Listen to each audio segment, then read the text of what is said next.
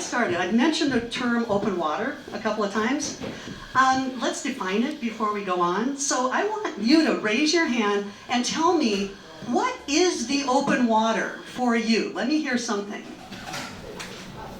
Yes. Not in a pool. So not in a pool. Give me some specifics. Is it a lake? Yeah.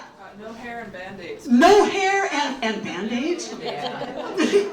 Yeah, Band-Aids floating around like no clumps of hair. What are some places you could do open water swimming?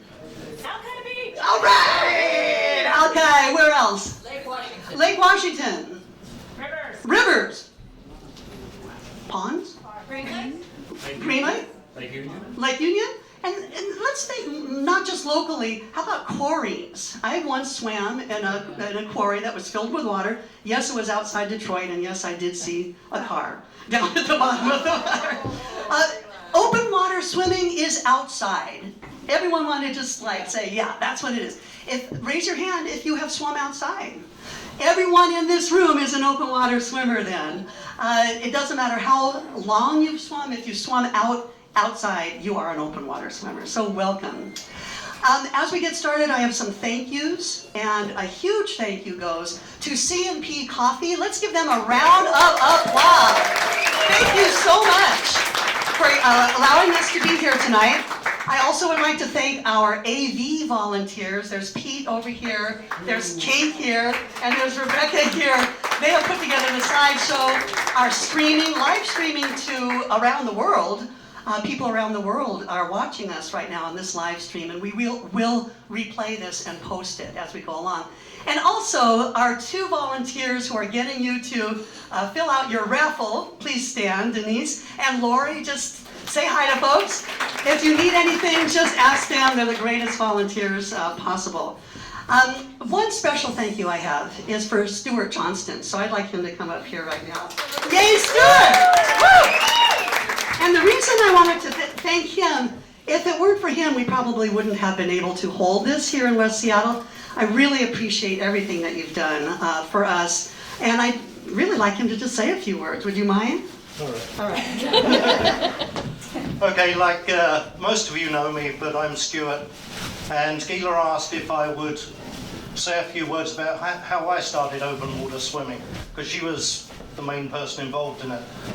I've been swimming on and off for just about all of my life, but until 4 or 5 years ago, I'd never actually done any open water swimming. And Gila invited me to come out and swim with her and a group of her friends. And so I'm going to quote Carrie here. Sometimes I make really weird choices.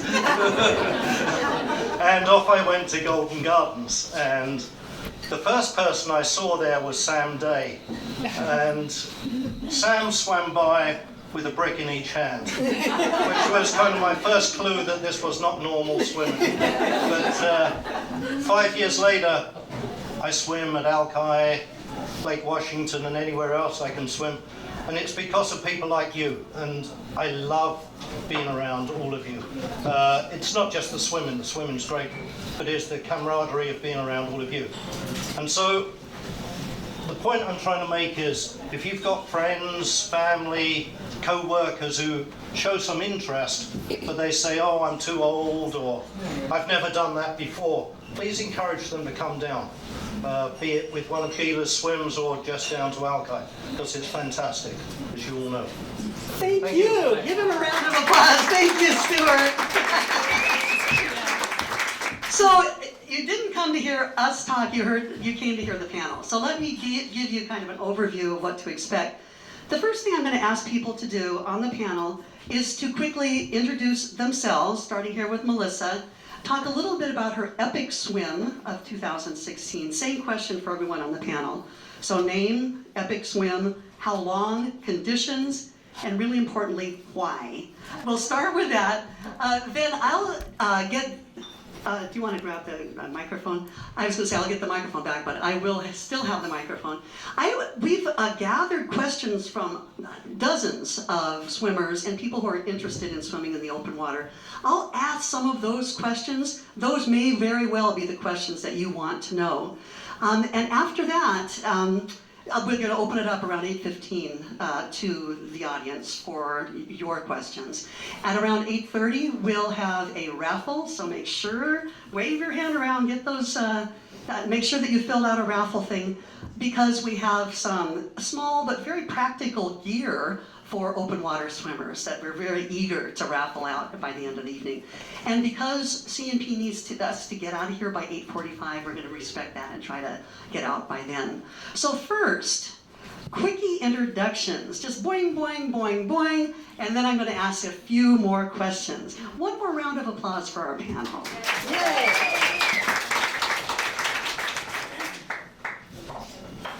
Okay. Oh, off. On. There we go. My name is Melissa Kegler, and we're talking about our swims last year. I did the Mercer Island circumnavigation and then the Catalina Channel swim, which is my, as Gila puts it, the epic swim of the year. Finished Catalina Channel in 12 hours, 18 minutes, and 12 seconds. And let's see why. What were the conditions like? And certainly you're going to tell us more. Yeah. Well, I thought, in my perspective, the conditions were worse than some other people thought they were. I learned in Catalina that I get seasick, so I was vomiting for 12 hours, 18 minutes, and 12 seconds straight. But apparently the conditions weren't that bad from other people that have swam it before. But in my opinion, I didn't think they were too nice. But my perspective has now changed, and now it's a great swim. Hi, I'm Erica Norris, and I swam from Bremerton to Alki this summer. It's about 10.4 miles, I believe, and I swam it in 4 hours and 9 seconds.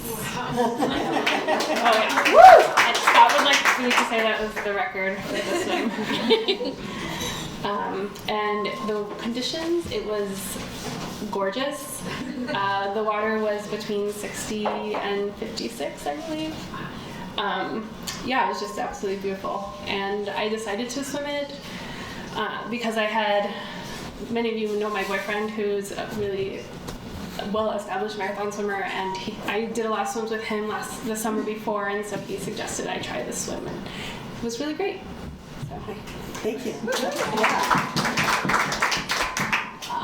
Jessie Horwitz. I'm the Canadian in the group, I guess. We all share Northwest waters. No, the borders are only superficial in that sense.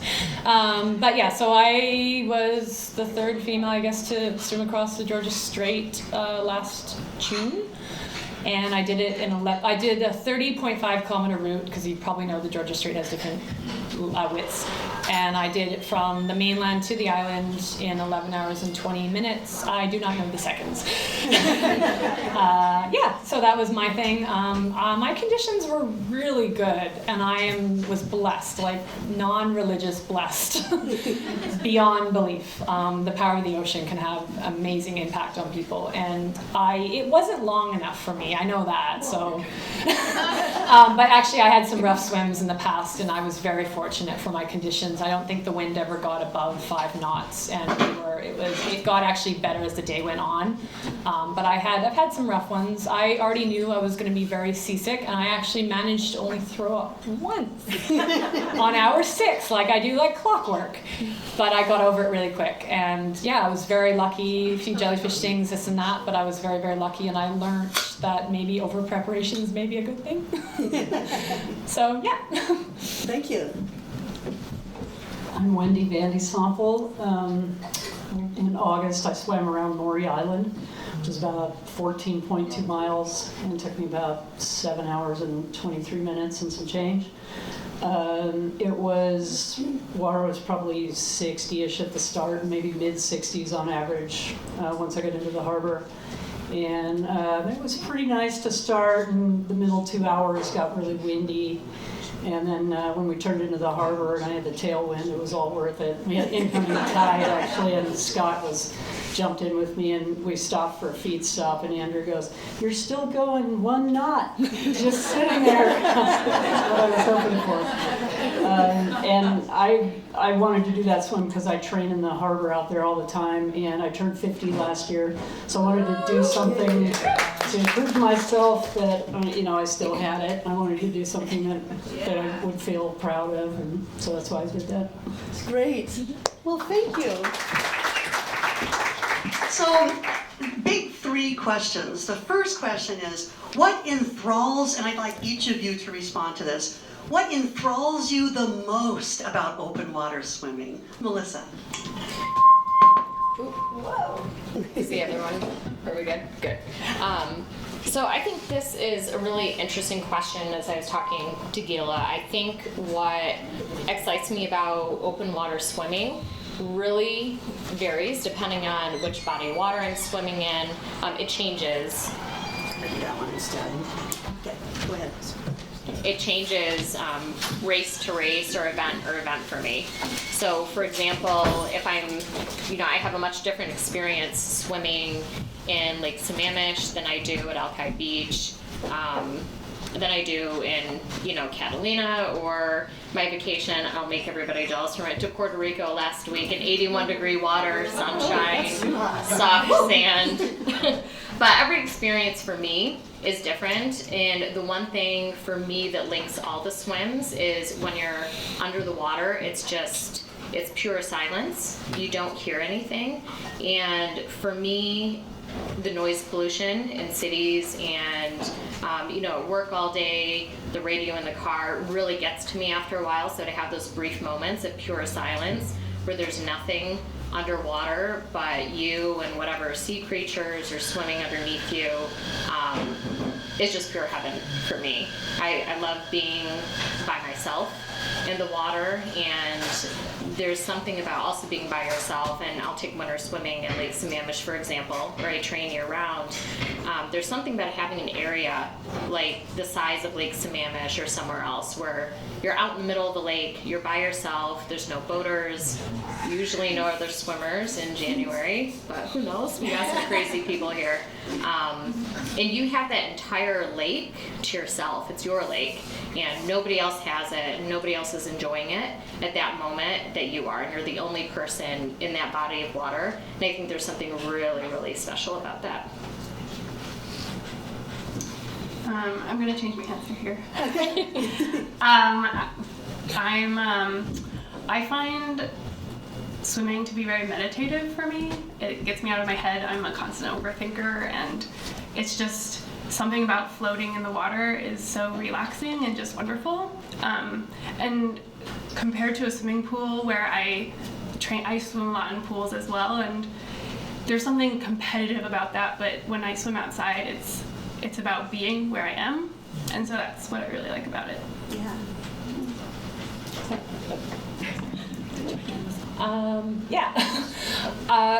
I've really been fortunate. I've the same, like I get anxiety. I'm overthinker as well, and the last thing you want to tell an overthinker or somebody who gets riled up is to calm down. Don't ever tell me to calm down. I'll calm down when I can have my own chance to calm down. But I just find the water to be really therapeutic, and unfortunately, even though I don't like to bring this up, I do have a bit of a hip condition, and it's allowed me the freedom.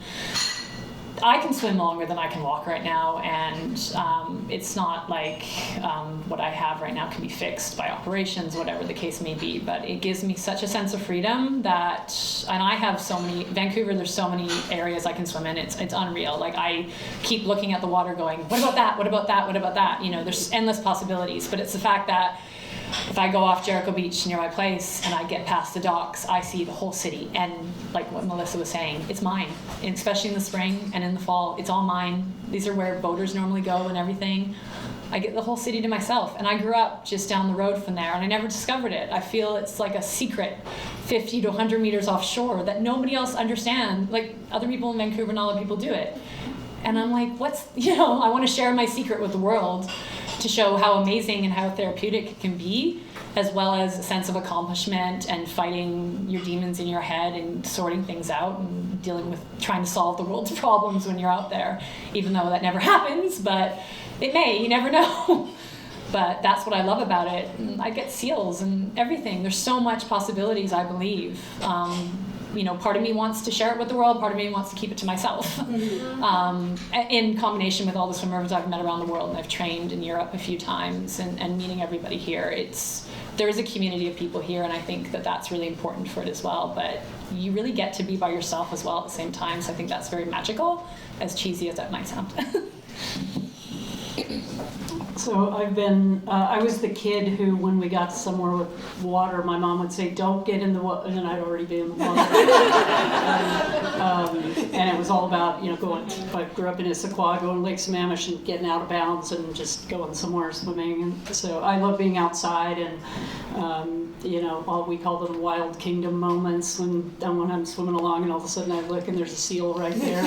He's been watching it for, the last 20 minutes and taking pictures, and I just now noticed it, next to me. But yeah, you see the most amazing things, and Pete's always with me out there in the boat, but it's the thing we can do together. But we might go a couple hours and only say a couple words to each other, like, throw that bottle out here or something. And then I'll stop and describe, like, I just saw the weirdest crab drama going on. I'm like, oh, you should come back here and stick your camera underwater. It's the weirdest thing I've ever seen. So, yeah, I just love to be outside, and I love that kind of solitude, where it's just you and bubbles and whatever else is out there. It's very calming, and it does make me happy. So.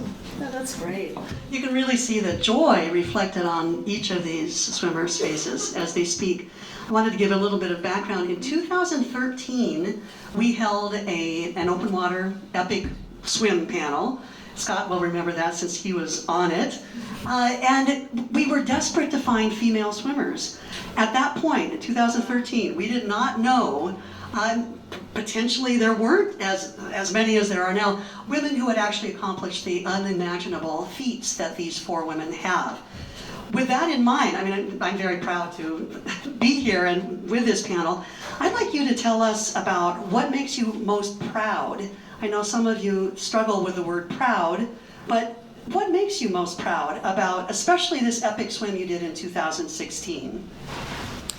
I think what makes me most proud about my swim isn't really the accomplishment of finishing the swim. I'm also a swim-specific coach at VO2 multi-sport in Redmond, and it's a bunch of endurance athletes and triathletes that belong to this team. And the swimmers with that particular group and other triathletes that I mentioned, even though we train in our regular team workouts, 3,000 and 4,000 yards of practice, I remember when I got done with Catalina, all of a sudden I had people asking me, for one of Gila's swims, do you think I could swim a 5K? And my first reaction was, yeah, because you swim 4,000 in practice, you can just tackle on another 1,000, that's fine, you'll make it. But they were, it's something they didn't think they could do before they saw other people like us finish the swims. So to know that what we do, whether it's, 1 mile, 2 miles, 5, 10, 20, whatever it is, to know that what we're doing and what we're accomplishing is having an impact on other people. And it's whether it's getting them into the water for the very first time, having them finish their first half-mile swim, maybe their first 20 minutes, maybe the first unzip of the wetsuit and getting in without it on. People are doing different things, and they get that initial thought in their head wondering, can I do this too? And I think that initial thought, that planting the seed in people's heads, wondering if they can do something, whatever it is to them that's their accomplishment, makes me most proud that we're, again, doing something that is having a profound impact in other people's lives. I think what makes me most proud about swimming at Alki in general is that I love when I can tell someone that I swim there and they go, people swim there? And then I see them or their friends or their friends of friends and they show up and they swim, and I'm pretty amazed that I swam at Alki for 2 years now and the group has grown so much. which I find just amazing. And so I think that's my most proud moment. And I feel like my swim was very similar to that. There were quite a lot of people who didn't know me, aren't swimmers, but they showed up at the beginning of my swim to cheer me on, and they showed up at the end to cheer me on. So it's like that moment was really nice. And there was a woman who came down from Bremerton.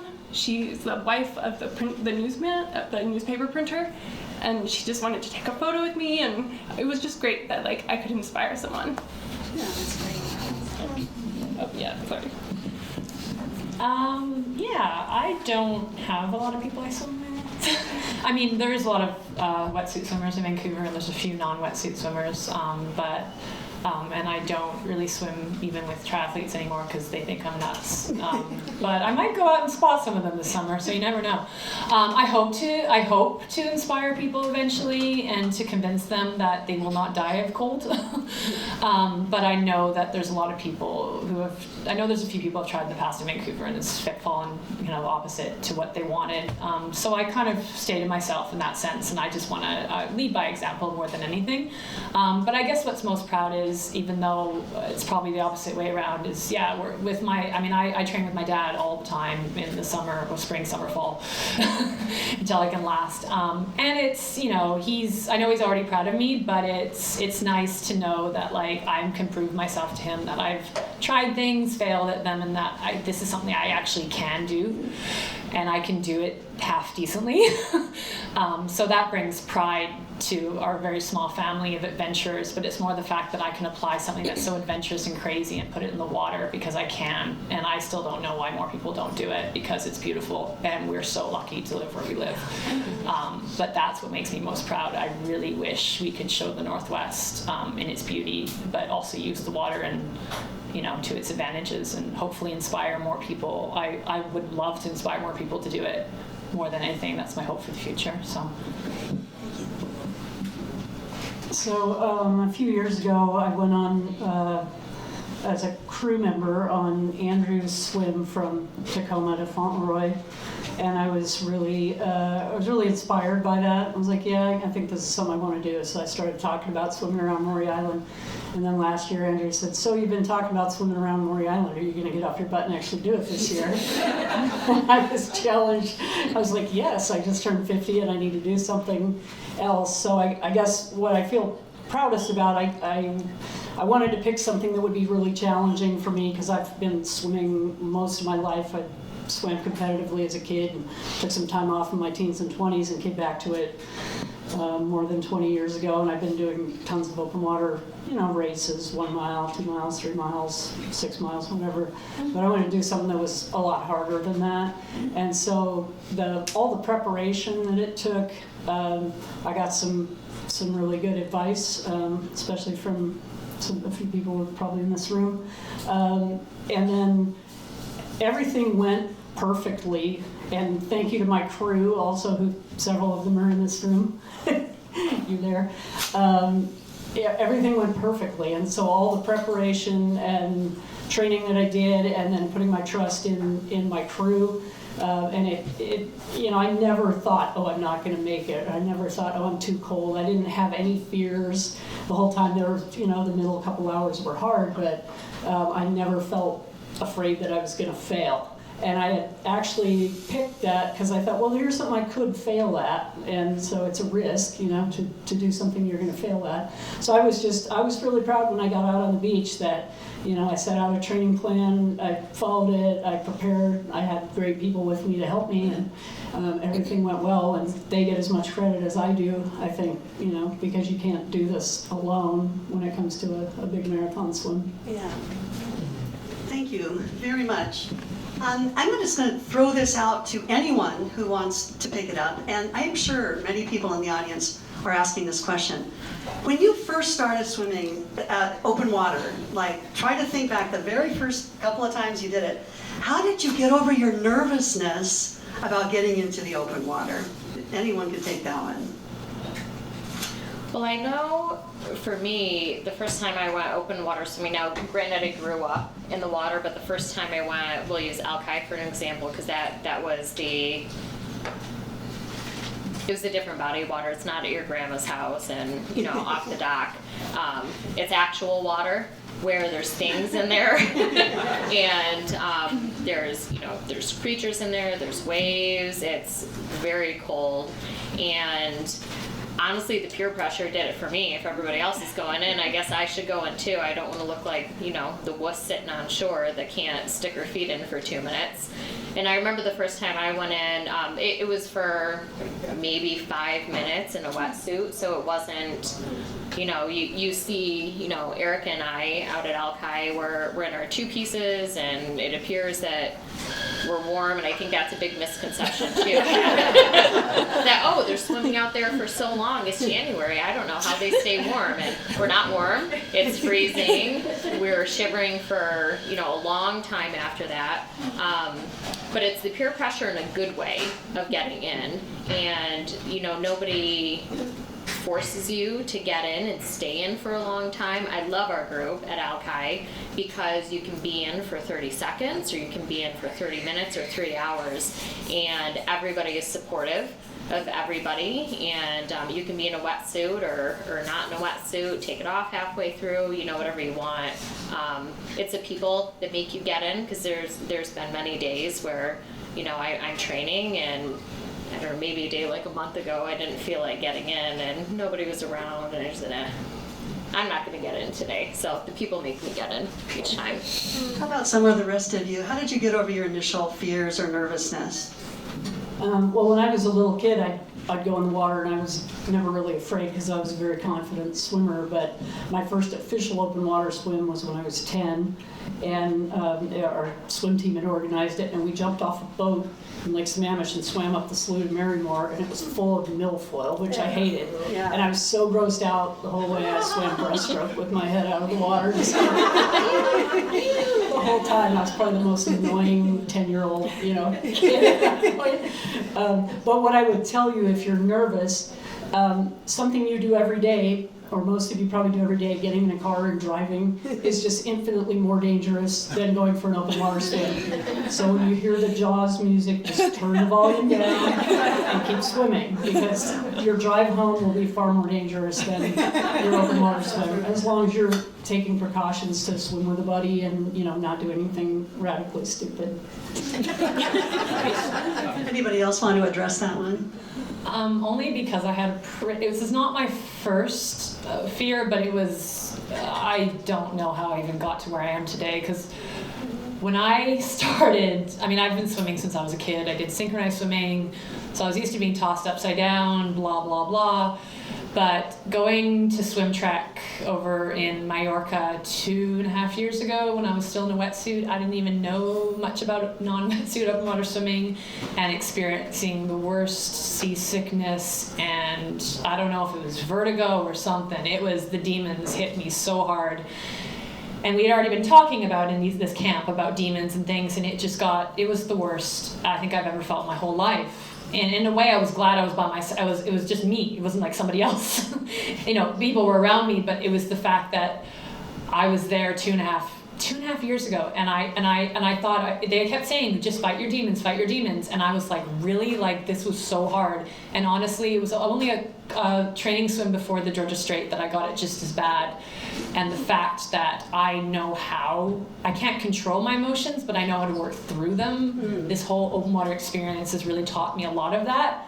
That doesn't mean I can do it very well on land and still, but I have my, you know, we're all human, but that has taught me so much about, or at least reminded me what I'm made of, and, you know, what the kind of balls that excuse my language, but what I have, the grit I have to get through it.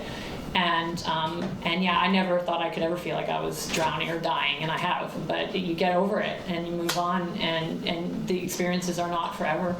So that was what I really learned. That's life lessons. Erica, do you want to share anything on that one, or should I kick off a different question?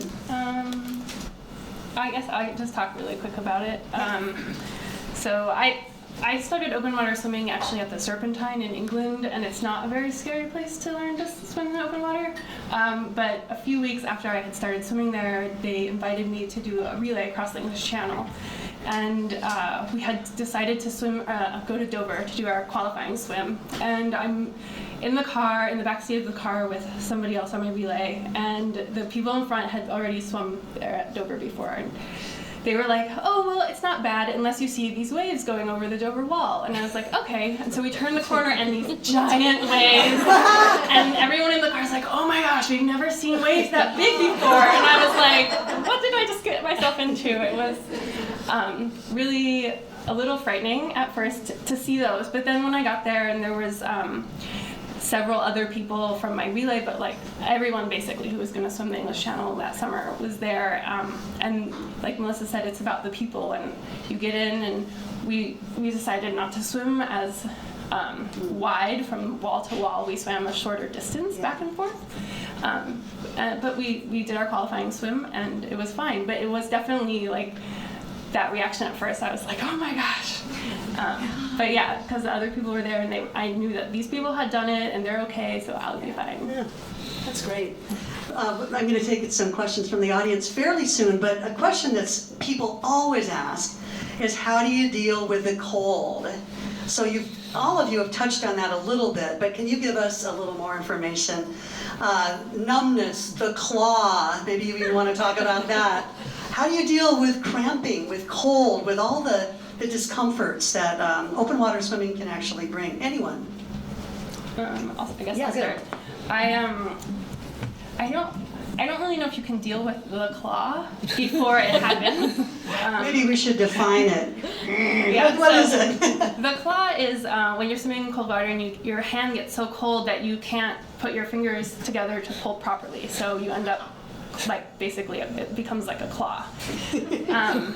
And at that point, your body is very cold. Yeah. I would definitely say you should be headed back to warmer areas at that point. But I think like you have to, that's something that will happen, and you have to like learn how to be able to swim with the numbness and the cold, and just be aware that like when you get to that point that you need to go back. Yeah.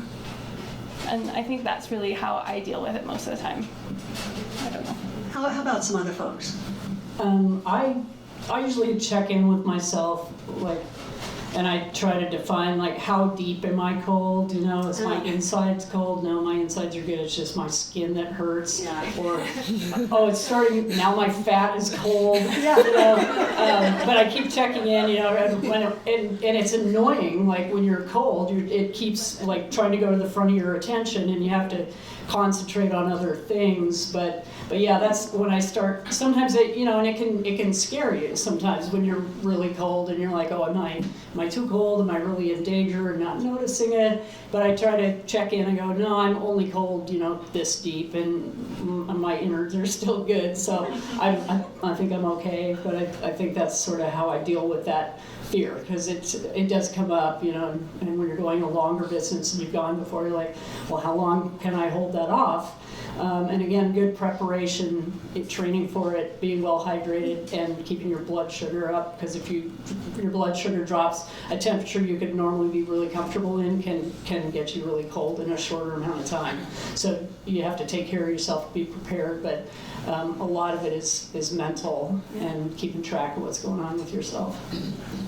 I think it's important too for people that are learning or just starting in the cold swim, especially when you start in a wetsuit, that just because you can do 20 minutes in the cold water in a wetsuit does not mean you can do 20 minutes in the cold water without a wetsuit.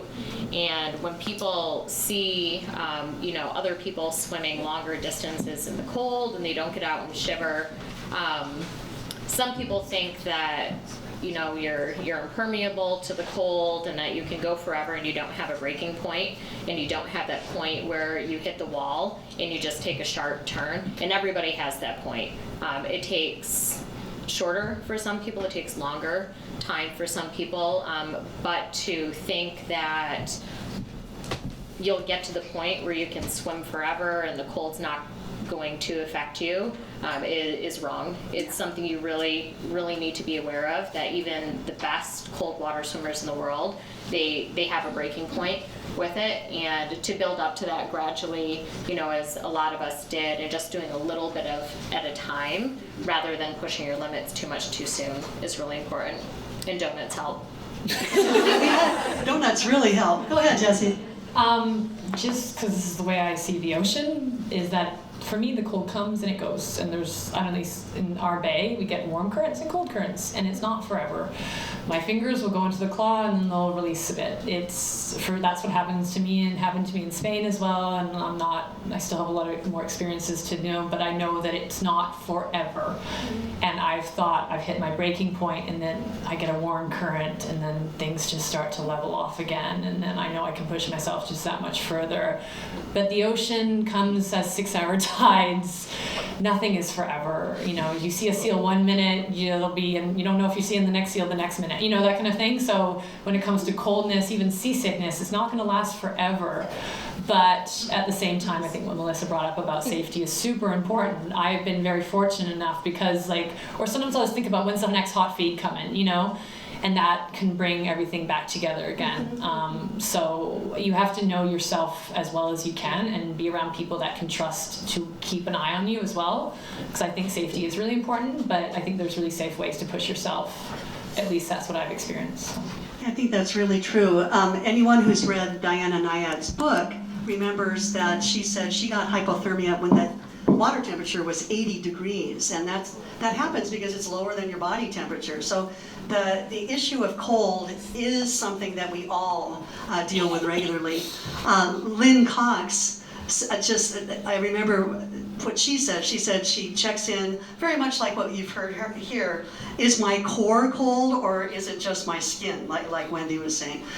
Sometimes my concern, and I think this is just a word of warning to anyone, sometimes we might go beyond that and not be able to make the delineation between is it my core or is it my skin. But it's something for all of us to keep in mind with all the joys of open water swimming. It's basically a somewhat dangerous sport. So what I would like to do is ask if someone has a burning question right now, raise your hand up and then yell it out. Go ahead. How do you throw up in the water? Oh, that's a great one. How do you throw up in the water? Anyone? I happen to be the expert in that. There are many ways which you can throw up in the water. There's convulsing, there's not convulsing, I meant to slow. preface that a little more. First of all, thank you. My wife has really cool friends. I'm really amazed. Thanks for making time out of your evening. But you were talking about panic a lot. Now it makes me panic to think about being out of control. A little louder, please. A little louder. It makes me panic to think about physically trying to throw up in the water. So how do you do that without drowning? Well, I happen to be lucky that I'm an expert also at floating in the water. I contribute that to the donuts, specifically the pink frosted sprinkle ones. But really, it really is floating or treading water. So my issue in Catalina is when I had to get rid of this is really graphic, but when I had to get rid of the solid food particles and just get the chunks out, you can't convulse forward too much because your face hits the water, and then when you inhale, it doesn't work when your face is in the water trying to get things out, and then it's also everywhere. I have heard a story though of somebody throwing up in the bioluminescence in Catalina and having it light up, so it didn't happen to me. But really, you just have to make sure when you're in the water, your head's above the water, and panic-wise throwing up, you're so preoccupied with the pain of throwing up. I wasn't ever panicked. It was just, I hope this is the last time, and unfortunately for me, it was never the last time until I was done. So, anyone else wish to address the throwing up factor? I'm gonna do it because it was we were so scared. Sorry, because I always throw up on hour 6, and we were so scared I wasn't gonna be able to even get through hour 6 in the Georgia Strait. But I actually just tweaked my feeds a bit, and I realized a bit of bread, and actually that was the thing. Famous Kevin Murphy said to me, I emailed him and I said, well, how am I going to deal with this? This isn't getting any better. He said, tweak your feeds, experiment. And he said to me, he's like, it's always easier to throw up on a full stomach than an empty one. So I stopped taking, I still take my maltodextrin gels and stuff for energy, but I started putting in a bit more bread. And I found that when I was sick on the Georgia Strait, it was quicker. It was out, and then it was like back to business. And I have a problem, even though I can scull probably faster than I can swim any other stroke except for front crawl, because I'm a synchronized swimmer, because I don't kick a lot, and I find that if I am throwing up, because I do find that when I am throwing up, I have to start kicking just a little bit, and I need to be careful I don't get cramps in my legs. So it really is, oh, there we go.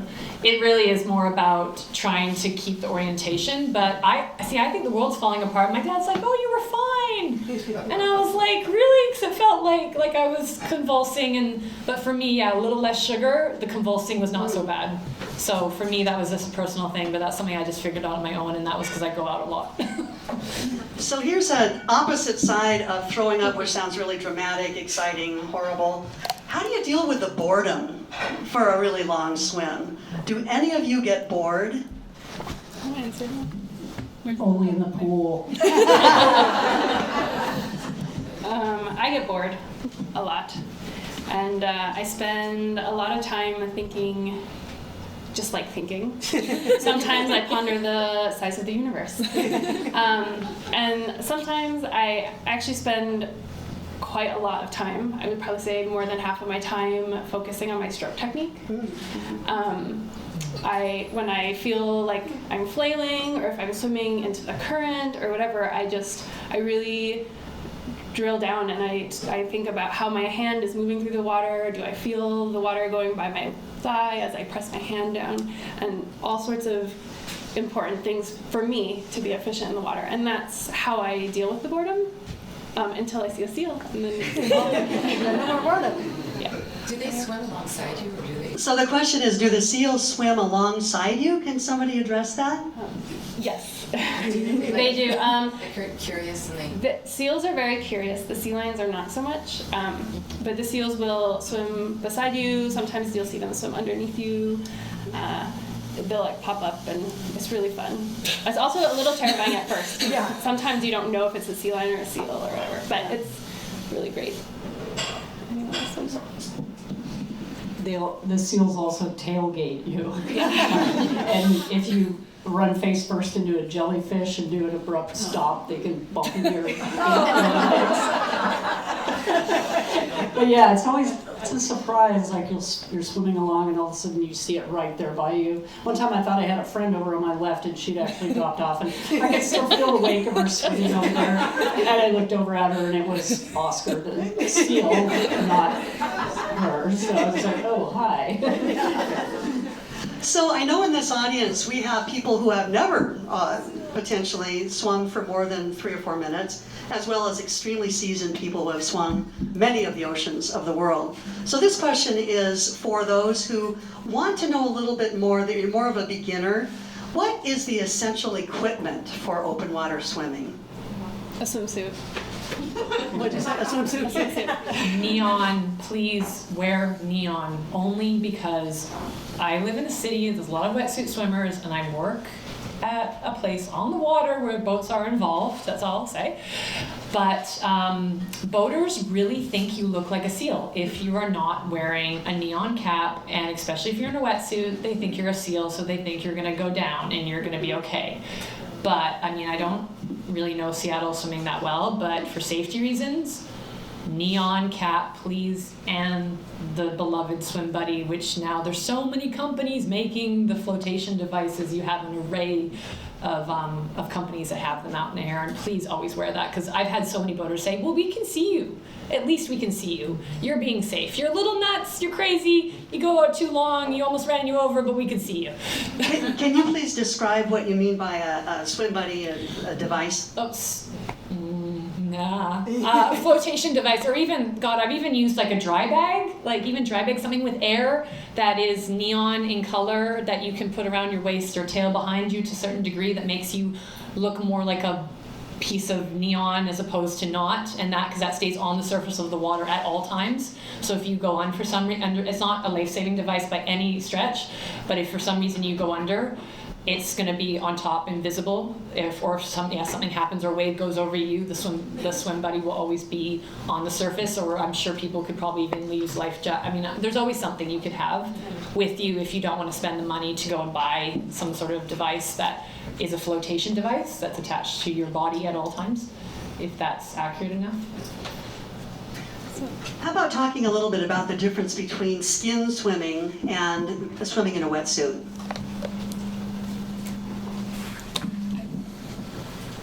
Why do you do it? Do you want to talk? No, I've only swum in wetsuit once. I'm not the person to ask. So wetsuit swimming and skin swimming are very, very different. First, to start out with the wetsuits, there's lots of different thicknesses of the neoprene. So there's different thicknesses depending on if you're a diver, a recreational swimmer, surfer, triathlete, in different millimeter thicknesses. So you really want to pick a wetsuit if that's something you choose. That's going to be appropriate for you. So any, typically not a dive shop because they'll have the diving wetsuits and dry suits. But if you go to a tri shop or something like that, they should be able to direct you, as a 3 millimeter or 5 millimeter better for you. For wetsuits, also they have long sleeve, full sleeve. They have Farmer John's and then sleeveless, depending on what you want. So some that are cut off at the knees for different races, like the swim runs that have become recently popular. And then also the sleeveless, which are great if you have shoulder issues or if your arms are just a little bit larger than the average person. The full sleeve, if you do have bigger arms or shoulder issues, is going to cause a lot of restriction and just pinching on your arms. So the sleeveless is a great option to get the full range and mobility of your stroke. Wetsuits are also great if you are of leaner mass and sink more, especially in your legs, because they'll give you the buoyancy up on top of the water. A lot like the difference if you're swimming without a wetsuit in fresh versus salt water. So lots of great wetsuit options, lots of different price ranges too, anywhere from 75 I think is the cheapest I've seen them, up to, I want to say 800 or 900 for the top of the line wetsuits, which you don't really need if you're just going to be recreational swimming. And so the difference between the wetsuit, in addition to buoyancy and heat retention, skin swimming is just in a regular suit, either a one-piece or a two-piece, and with a regular suit, you are going to be colder, so you're just going to want to keep attention if you are in colder water to how your body reacts with the cold. And then you're also going to be, body position is going to be lower in the water because you aren't going to have that extra buoyancy unless you indulge on donuts and pastries and things like that. So, in general, non-wetsuit swimmers most likely will swim shorter distances at lower temperatures because they don't have the heat retention. And again, their body is going to be lower in the water, so you need to play around with that. If you're competitive in races and you have two people at the same speed, 9 times out of 10 the wetsuit swimmer will finish first, just because you sit on top of the water so you can go faster with less effort. I'm wondering if Wendy could address, because I know you're a super racer, what kind of wetsuit do you wear when you wear a wetsuit and you're racing? I haven't raced in a wetsuit in a long time, and I have a sleeveless long one, and when I did winter swimming a few years ago, I definitely wore it in winter, kind of from November to March. And it's too buoyant for me because I float like a buoy, and so my kick was totally ineffective in it. So I think you have to find one that works with, like if you're very lean, you can wear one with long legs. If you float really well already, you may find your kick is totally out of the water if you're wearing a full-length one. But it's a good bridge to get into open water swimming because people walking down the street are not ready to jump into cold water, especially not like Alki right now. A lot of people find water that's 60 is freezing and it will only last a few minutes, and some people are so lean that if the water's under 75 they're freezing. So you need to find what works for you and not be ashamed to start in a wetsuit or use one during the winter. everybody has a different tolerance, and it's something you work on over time. But yeah, I'm always like, oh, it's really cold. Do I want to wear it? Would I rather be cold or would I rather be chafed? And it's like a trade-off. Plus, it's just so uncomfortable to swim in for me. That I usually am like, well, okay, I'd rather be cold than wear that. Yes, Jessie. Sorry, just a shameless plug, just because there is a lot of wetsuit swimmers in Vancouver. There's some great, including the race across the bay in Vancouver, that's actually wetsuit mandatory, which just means I can't do it. And I almost died when I was sweating in it 2 years ago. But it's it's an adventure, more of an adventure swim because it is across a shipping lane, but there's some great, yeah, trust me, there's loose rules, but it's a great Vancouver, I'm going to give them a plug, sorry, Vancouver Water Swimming Organization is a great organization. They really encourage that. There's a lot of wetsuit swimmers that come out to a lot of their practices, and there's they hold a lot of races, including the Bay Challenge, which I know some other people in this room have actually done back in another lifetime ago, but it has been held for many, many years, so there is still a reputation, and it's a really good way. That's how I started, even though I actually did 25K swim before that by accident. But that's just whatever. But there's a lot of people that do that kind of thing, and it's a great way to be experienced and safe and still warm and get that experience of crossing, some sort of bay or channel. But sorry, I just put that out there so that you guys know there's other stuff going on. So we're looking for another question from the audience. What's bubbling up for you? Cindy. Can you discuss any type of post-event depression you had after your big swims? May I repeat that so that everyone can hear it? So the question is, could you talk about any post-event depression that you may have experienced after a big swim? Did I get it? Yeah. Okay. So I know for me, after Catalina, I had, especially being involved with so many different endurance athletes, I was very aware of the post-depression after big events, and I thought, well, as long as I'm aware of it, it won't happen to me. I think I'll know the signs when it happens. And so for me, when I got done with Catalina, I had a great week after that. And then when I wasn't training, because I took about a month and a half off, and just decided to, if I got in the water and didn't feel like swimming, I just get out, or I just float there, do whatever I wanted to do for the month and a half. And everything was great. And then, it's just one day when you're only swimming maybe 2,000 yards a week in the month off, I didn't want to get in. I wasn't really excited to go to Alki, and I love Alki. I mean, there's not a single thing about it that I don't like. And so I started noticing it after the second or third week. I went to Alki and didn't get in. I thought, well, this is weird, because I'm always excited to go to Alki. There's people, there's seals, there's things in the water, there's so much to do. All my friends are there.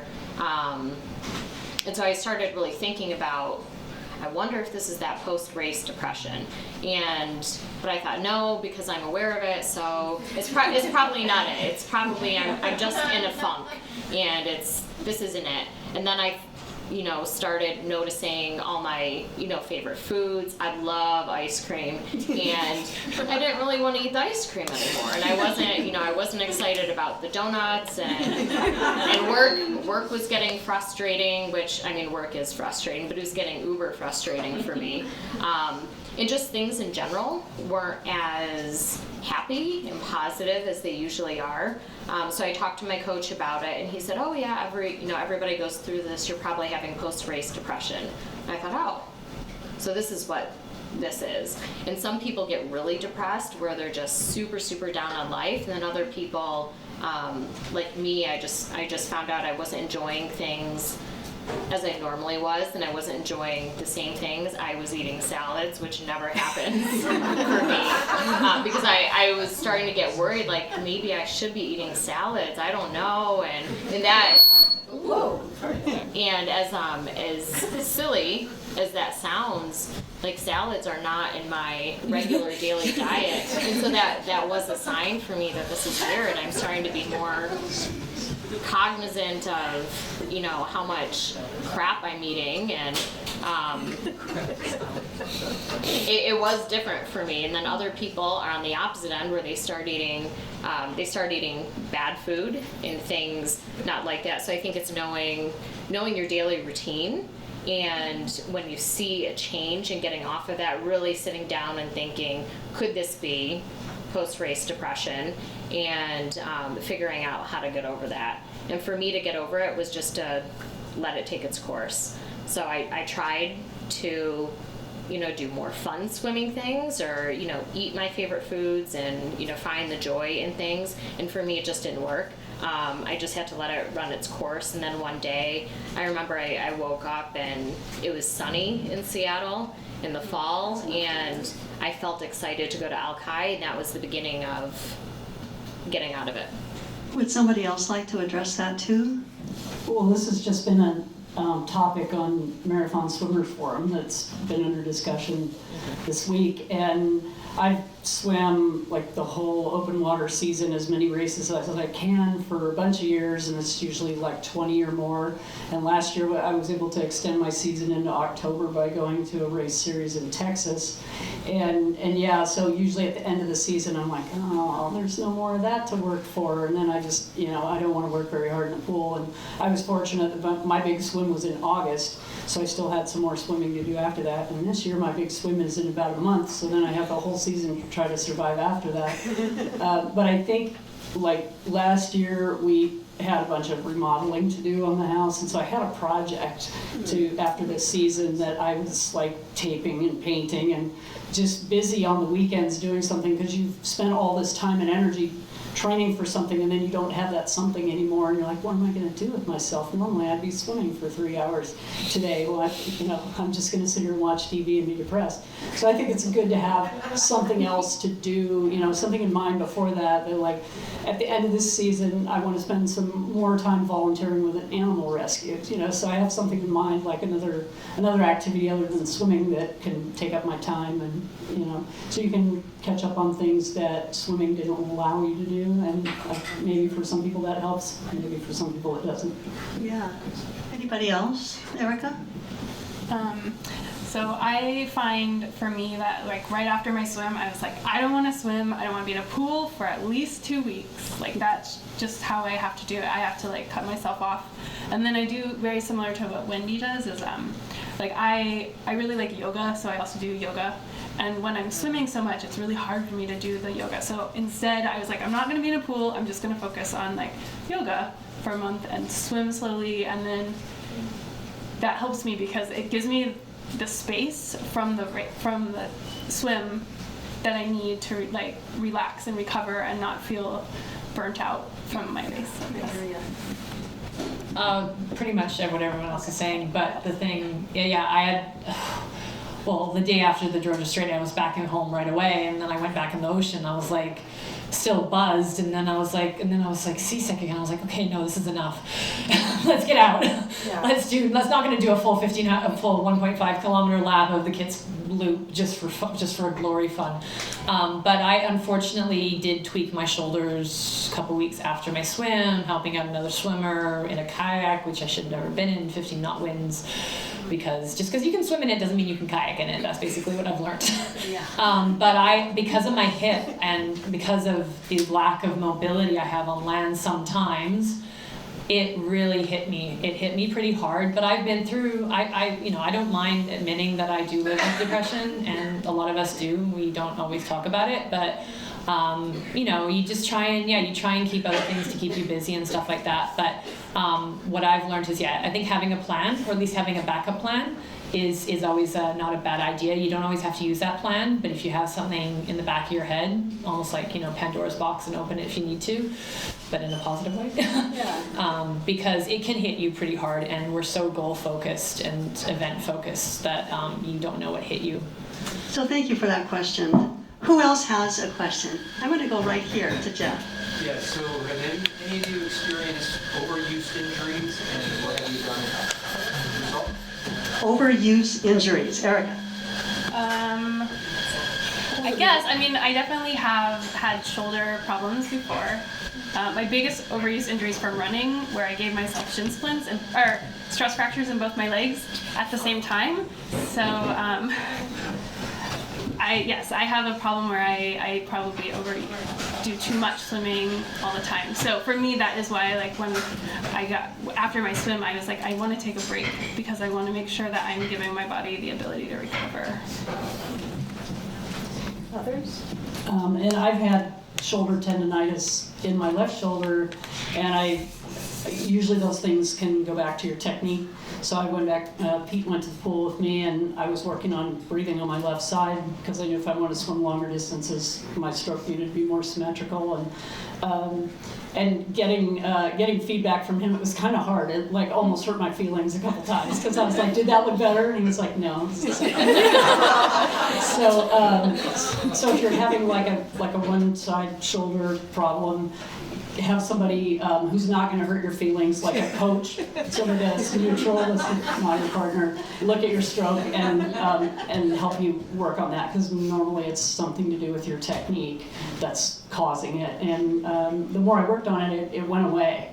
And I took a video of myself the other day swimming, and I was like, yeah, the breathing looks pretty good on both sides. It's looking all right now. Good, good. Just quickly, because I don't know, I go to a lot of physiotherapy, which I'm not saying it's the solution, but at the University of British Columbia, they have a very good shoulder rehabilitation program, which it's been very helpful, and it's been amazing to get me back in the water because I might not be faster than this time last year, but I can do my planks a lot more. All the scapula stabilizers, which is what they say, at least where I've been from, it can cause your technique to break down. My physio knows when my technique's breaking down before, and I don't even really use a coach much. So there are resources out there, and if you can get into them, because at least I'm a true believer in doing strength work. I can't cross train, I can't run, I can't bike, so my strength work is my base foundation. So yeah, I might not be faster, but and working on technique. I spend 3 to 4 months every winter focusing on technique, trying to get out of my head that I cannot really go in the cold water right now. I hear you. So I'm looking at the time, and I'd like to get at least a couple more questions from our audience. But I'm not sure that people here realize that we have 2 people on the panel who will be swimming the English Channel this year. So raise your hand if that is you. And give them a round of applause. Is there anything that you'd like to share with the group about your preparation, your hopes, your dreams about this English Channel adventure? I think what I'd like to say, because a lot of people, I get the question is, wow, this is a great, dream. Have you been dreaming about this your whole life? Is this a bucket list item? And I think what makes each of us unique is that we all have very different backgrounds with swimming. And so when people ask, is the English Channel a bucket list item for you? For me, it never was. I never even knew it really existed until maybe 3 or 4 years ago. I was aware that there was a channel in England, but I didn't know that people swam across it. And so for me, how it happened is I've never been the fastest swimmer. I've never won any championships. I was hands down the worst, literally the worst kicker in high school, and I was really proud when I got to college, and I was the second worst kicker because I could beat somebody. But I've never been good, particularly at freestyle. But I always enjoyed swimming, and when I lived in Virginia before moving out here, when I first started just doing, half-mile and mile swims, trying to figure out if I liked it, my stroke got sloppy. I was on one of my breaks, so I got a coach to just check my technique. And he just mentioned, because I had just come back from a 2-mile event in Michigan, my first event over 1 mile, and he just casually mentioned, oh, so when are you swimming the English Channel? And I thought, oh, I guess why not? So, it wasn't really anything I thought about, but I think that's really important, because I think there's a lot of people who just assume that if you are marathon swimmers that you were the best swimmer, or you were a fast swimmer, or you started when you were 5. And I was not a good freestyler. I didn't even know about open water swimming until probably 5 years ago, 4 years ago when I first started. I didn't know about the English Channel, and I started swimming competitively when I was 15, which is really late for competitive swimmers in school. So, my English Channel, again, it isn't a bucket list item. It's just something that somebody mentioned I should do. And because I wasn't really nervous about it and I didn't think too much, it's just something exciting for me. I think sometimes if it's a lifelong dream, people tend to put a lot of pressure on themselves to finish it. So you have the added, build up, and then the anxiety leading up to it is what if I'm not gonna make it? What if I don't make it? I don't know that I want to do this anymore. So for me, I firmly believe whatever you want to do, regardless of your past, how good you were, how not good you were, your age, when you started, when you discovered something, if you just take each challenge as it is and just say, yeah, why not? I'll try it. There's always somebody else out there that is going to be faster than you. None of us are ever the fastest, so just try it and see what happens. The worst that's going to happen is you're not going to make it and you pick something else. Or you can. Jessie, how about you? Well, not that I'm going to say that I'm the same, but I am the same in the sense where it was never a goal, and it's still it was never my dream. And it's now becoming part of my life more than anything. It's a process. I guess that's what keeps me motivated. It's not, I'm in it to swim the last 4 hours of basically misery. That's what I'm paying for. I want to make it, but I want to be able to, I guess I see it more as a mental challenge than I do as a physical challenge, because that's how I've been thinking about it. And if I can just keep the songs in my head and everything going on, I'm gonna hit a wall, and I don't know if it's gonna be hour 3 or hour 10 or hour 14. And I might be catastrophizing a little bit to anticipate, potentially I might have a 16 to 17 hour swim. But that's how I'm seeing it, and that's what I'm paying for, and that's what I'm working towards. It's not to get to France, it's to get through the mental challenge. Because if I can get through that, then I can do, I hate to say it, but I can do a lot more, or pretty much anything you put your mind to. It's so cheesy, but that's what I'm so focused on right now. And I know my family is really there for me, and I know I can, again, we have conditions here that, I'm not saying it's the same, but we have crazy conditions that you can really challenge yourself here. So I just want to prove that the Northwest is a great training ground for things like the Channel. I'm sorry, but it's just so beautiful, and that's part of the reason why I think to say that I've done something that's internationally recognized and then come back to the Northwest. And it's, I've lived in different cities around the world, and this is the first thing that's really wanted me to stay here in this part of the world, is to explore, to have such a playground of stuff, and to use the Channel as a platform for that is what I'm most excited to see and experience, and to bring back my experiences.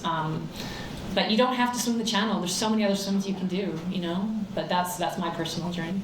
So, go ahead. I think what she mentioned also about the mental challenge of it. That's another reason why I love open water swimming is we all have issues at work, and we have bosses that are horrible, and we have people that are horrible, and there's many days I think, I hate people, I don't want to be around anybody today, I can't make it through this. Another PowerPoint presentation, I'm just gonna, stab myself in the eye if I have to look at one more presentation. And so what I've learned through swimming and through the mental challenge of it is no PowerPoint presentation is ever gonna match getting through that breaking point that every swimmer hits, regardless of it's 1 mile or the Channel.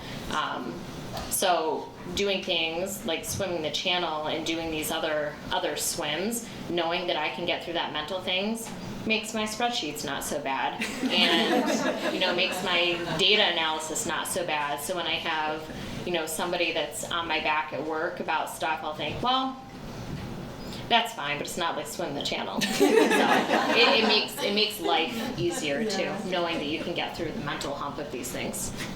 So let's do 2 more questions from the audience, and I'm going to just prep our panel to think of one last thing that you'd like to say to anyone who's considering either just starting open water swimming or taking it to the next level. So just put that in the back of your mind. But let's get 2 more questions from the audience. Yes, Carmen. I'd like to know what it's like working with the team. I know when Diane and I had finished her thing, she said she acknowledged the team, that it's not a solitary sport. So I'm curious how that works for you guys.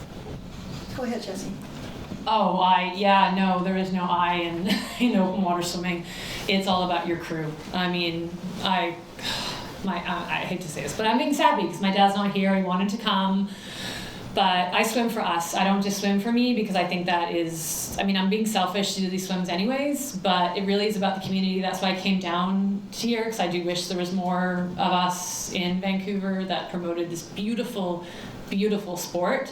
But I swim for me and my dad, so in a way, because he brings me up when I'm down, if I want to get out, I'm like, no.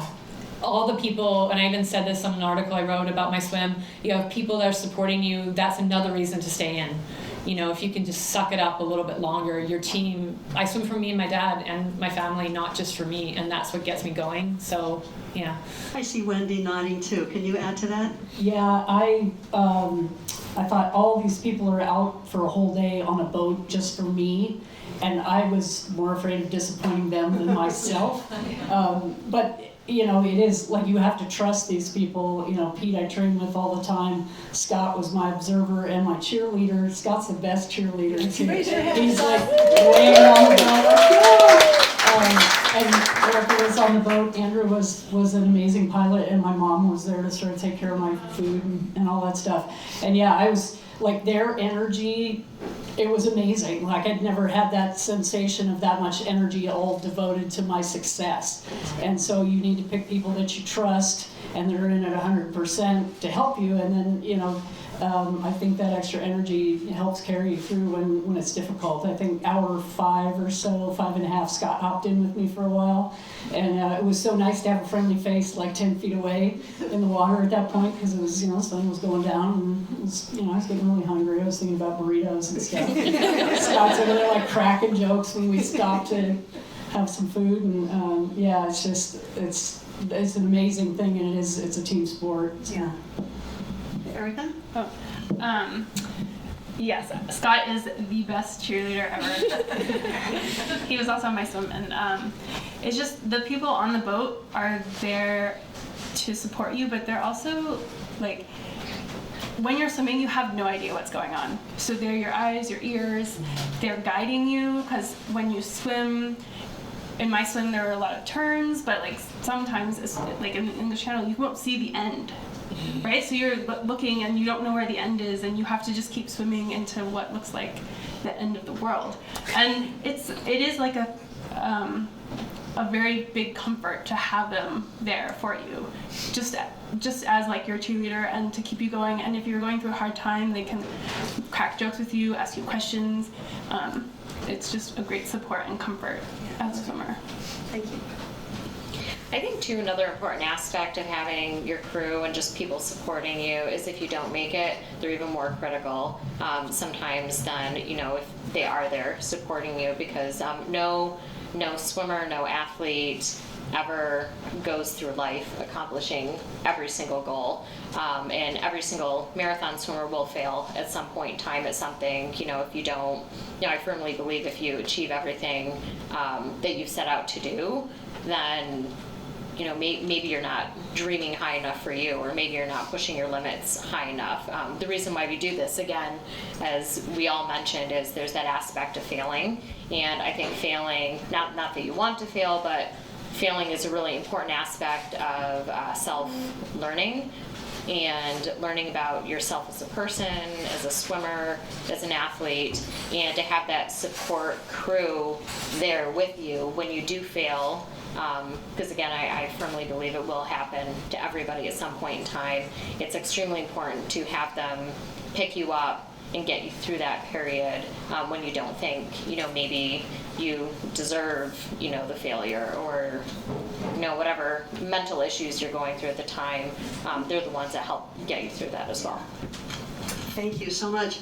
One last question. Who's got that burning question? Yes, please shout it out. I wondered if you guys would just take a minute and tell us about a particularly inspirational moment from one of your swims, or something that really stands out to you as a non-open water swimmer. I really want to leave here thinking that sounds amazing. May I repeat your question? So there's been a request that you talk about one specifically inspirational moment that we can all take with us in our own hearts when we leave tonight. Anyone can start on that. I don't know if this is inspirational, but one of my favorite moments for swimming was in Catalina. It was, I want to say maybe about 3 hours in-ish, and I was, I don't know, fortunate enough, but I happened to swim on a non-moon night where there's no moon, so it was just pitch black, and I hadn't puked for about an hour. I was really excited at that, and I remember swimming and taking my breath to the right, and I saw a shooting star go across the sky. In the tail on the star, I mean, it felt like it just went for miles, and I thought it's hard enough to see a shooting star when you're not swimming, so to be in the moment in the pitch black, to take a breath and happen to see that shooting star was really, really special for me. Thank you.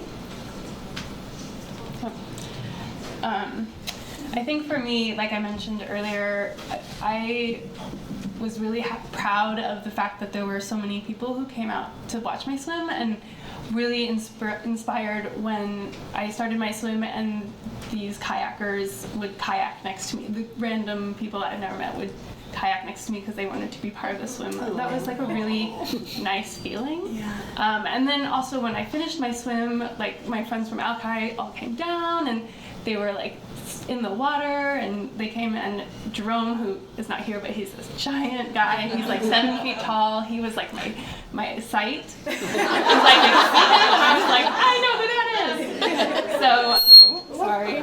So, like that was really great for me and inspiring, because it really made me feel like there's a great community here, and that, like, yeah, it's just a great community, and I'm so happy to be a part of it. Thank you. So I can't really point to a moment during my swim that was inspiring, other than you're swimming along and you just have these sort of episodes of joy while you're swimming. Yeah. But I really find inspiration in all the really amazing people I've met in the swimming community. Lots of friends in this room that I wouldn't know if it wasn't for swimming. And I used to do masters swim meets a bunch of years ago, like 20-something years ago. And there was this lady who was in her mid-90s, and she walked with a cane, and she needed help up onto the blocks at the KCAC. And then she swam like a 200 fly. And everybody in the whole place was just screaming like mad. It took her forever. And some of us were standing there, and the stroke judge turned and looked at us and said, I want to be a little more critical of your butterfly when you guys swim. But like, I was ashamed of myself because I only entered a 50 fly. I was like, this woman's 93 and walks with a cane, and she's swimming a 200 fly. I should just leave right now. So it's people like that inspire me. But yeah, all the wonderful friendships and the fun, and that's why we go out there. I think everybody would agree to that. And I've told this story before to people I've known, and they're like, really, you notice all that when you're swimming? But literally, I think I did there's a lot of small little islands. My last training swim before Georgia Strait was Keats Island. It's only about 10, 12 kilometers around, maybe 14 the max, depending on where you swim. But I remember swimming around it, and eagle in the sky, seal to the left, dad to the right, there's a few, old boats here and there, not really in the distance, ferry maybe came by, you feel a little bit of the quake. But that's where we live. Yeah. We live here. Some people see it when they go hiking. I see it when I go swimming. Of course, the noise distortion and stuff is very different. But you can really learn how to relax out there, and it's so beautiful, like so beautiful. So whether or not you want to translate that to swimming or to going hiking or doing different other sports, use the water, because we're so lucky to live where we live. Okie doke. So I asked you to think about parting words. Just what is something that you want everyone to know, whether they're true beginners, whether they're seasoned. Let's quickly just go down the line, and then we'll have our raffle, and we'll call it a Friday night. Go ahead. I would probably leave everybody with open water swimming is what you make it. Everybody has different goals, aspirations. Some don't ever care to, swim more than 10 minutes. Other people, 30K isn't enough for them. And those are both, great things for different people. As long as you just enjoy the water, being out with people, it can be as fun as you want it to be. I just want to say that I agree with you on the open water is anything. I don't consider the person who swims 5 minutes any less than the person who swims an hour and a half, because it's all about person, right? So it just depends on how that person is pushing themselves. And then I also wanted to say that if you are interested in learning more or becoming an open water swimmer or doing a marathon swim, my biggest suggestion would be to volunteer. I learned about marathon swimming by volunteering on all of Andrew's swims 2 summers ago, and that really taught me quite a lot about how to be a swimmer and what is required on a swim. So I really suggest volunteering and helping out people. Oh, yeah. Yeah, totally help out other people. I feel like I have to give back, actually, as much as I physically can. But the biggest thing I guess I can say is that pretty much a lot of the same things have already been said, but that it is, again, we have it right here, and it's beautiful and amazing. And if you just give it a chance, you might not like it the first time, maybe not even the second time, but if you give it a chance, and I become seriously addicted to it, and it can be a very addictive sport, probably almost to a detriment, as I've learned. But that's fine. But the thing I love the most about open water swimming is that basically, like they were saying about, it's different for everybody, but your thoughts are your own out there. You can think about whatever you want, and you can sing to yourself, and you can have your own orchestra, your own radio, anything that you want, especially if you're a bit of a creative type. You can solve the world's problems out there if you really want to, but it's that ability to turn that mental into whatever you want it to be and still get your goal accomplished. And there's different ways to train, there's different methods, there's people who've told me I'm doing it wrong, I'm doing it right, you don't know, but it's still one of those sports that's still developing. And just because you can't do one thing one way, just keep trying, experimenting within a safe way of doing it.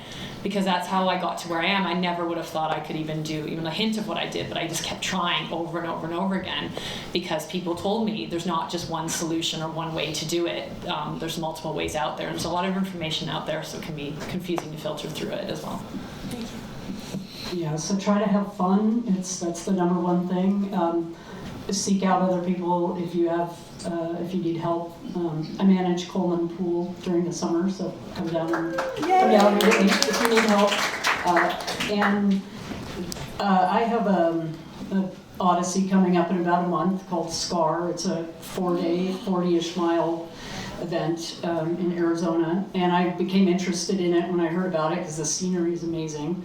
And then a number of years ago, Scott swam it, and I was like, well, how is it, and I'm interested, and he's like, you totally have to do it, you can do it, no problem. And so, and I applied for it and got in, and he was one of the first people I texted, like, oh my God, look!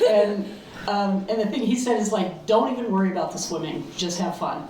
And I met some people in Texas who had done it, and they said, yeah, they might ask you, like, why are you here? And I was like, well, why would I be there? To have fun, to make friends, to enjoy the scenery, and to do some swimming. So as I've, trained through the winter for that, and I thought, I'd like to finish all the stages. Stage 3 seems a little intimidating on tired arms, but my success or failure is not going to matter that much because I know I'm going to meet a bunch of amazing people and I'm going to have a blast. And so that's what I would leave everybody with is go into it just with the idea of having a good time and enjoying yourself in the water and making lots of really cool friends. Very great way to end. Let's give them a huge